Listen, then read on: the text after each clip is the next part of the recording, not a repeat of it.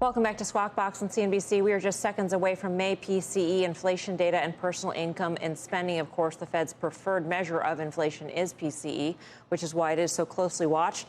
As far as futures go, ahead of these numbers, the S&P looking to add 20 points. It is on pace, by the way, for a 15% gain in the first half of the year. The Dow looking to be up by about 106, and the Nasdaq looking to be higher by about 91. As far as yields go, on the 10-year yield, we are at 3.8%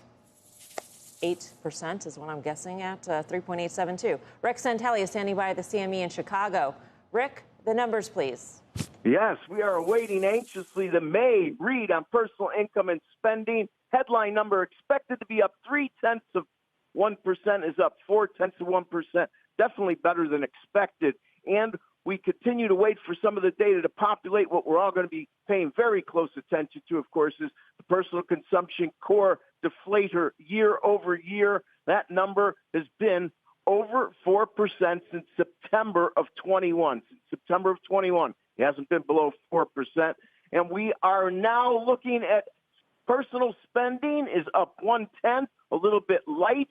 Real personal spending, taking account of inflation, is unchanged. And here we go with the big numbers. The personal consumption expenditure deflator, month over month, up 0.1%, as expected. The year-over-year deflator up 3.8%. In the rearview mirror, we had up 4.4%, which was revised up 4.3%. So we are indeed making progress there. 3.8% is the lowest level going all the way back to April of 2021. If we look at the core deflator month over month, it's up 0.3%, exactly as expected.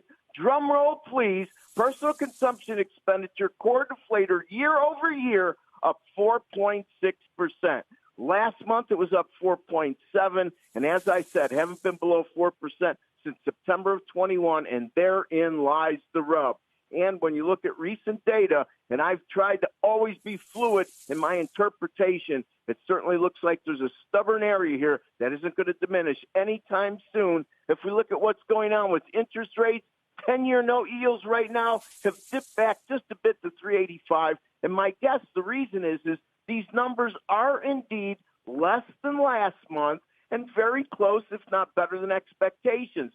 But the overriding wisdom here that Chairman Powell and the group keep hitting us over the head with a hammer with is, yes, we are making progress, but too slowly. So here's the issue.